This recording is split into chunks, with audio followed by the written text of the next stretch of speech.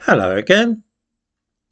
Whenever anybody suggests that somebody born in this country to Pakistani or Jamaican parents is not as British as those of us whose families have been here for 1,000 years or more, there are inevitable cries of racism. Those people are as British as anybody is to claim. Those of us who actually know such young people know that they often refer to themselves as Pakistani or Jamaican rather than English or Scottish, of course. There it is, though. Asking where somebody is really from is often cited as a microaggression.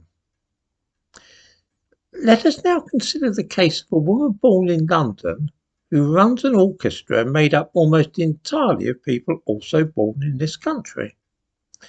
The only criteria for joining this orchestra is that one cannot be white, which is itself a little questionable, but we'll leave that aside for the moment. Some members of this orchestra, the Chineke Orchestra, may be seen in the thumbnail to this video, and in the description to the video I give a link to the news item I'm about to mention concerning them. Now, I'm not too keen on the idea of segregated orchestras at all, really. It might have been okay in South Africa during the apartheid era, but I cannot for the life of me see why you would need to have a non-white orchestra in this day and age. But still, they are beloved by left-wing and liberal types, and the leader, who was born in Fulham, is a CBE. Her orchestra has also raked in £1 million in funding from the Arts Council. They were playing in Switzerland when the Queen died, and it was suggested that playing the National Anthem might be the thing to do. The founder of the orchestra wrote in an email that the Chineke Orchestra is full of musicians who are not from the UK, and many who are the direct result of their ancestors being enslaved. We will not be playing the National Anthem. She went on to say that I would be extremely uncomfortable imposing it on people who are A, not British, B, who are not nationalistic, and C, the list goes on. This is all very interesting. Most of the people in that orchestra are British citizens, born in this country to families whose origins are in Africa or Asia. It is clear that the person running the thing does not regard these musicians as being British.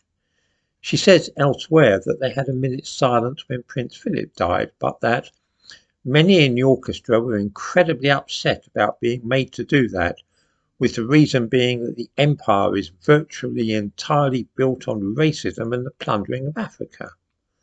So the empire is a bad thing, but this same woman is happy to be appointed CBE, that is to say, Commander of the British Empire. That's odd.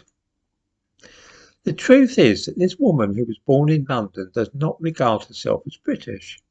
She does not think that the members of her orchestra are British either, and the National Anthem is odious to her and them.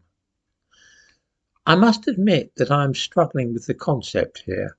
If I see a black person who is born in London and say that the person is not really British, that is racist, yes? However, a black woman born in London can describe black and Asian people born in Britain as not from the UK and are the direct result of their ancestors being enslaved. This is, from all I am able to apprehend, an attempt at separatism, establishing a group or community who are different in some way from the rest of us and owe no allegiance to the crown. This is an incredibly dangerous thing to play with, and it's the kind of game which could end in the balkanisation of this country, the splintering of the United Kingdom into little statelets, none of which feel that they should be loyal to the king. The National Anthem is a unifying force, as is loyalty to the crown. I really hope this woman understands the implications of what she is saying and doing.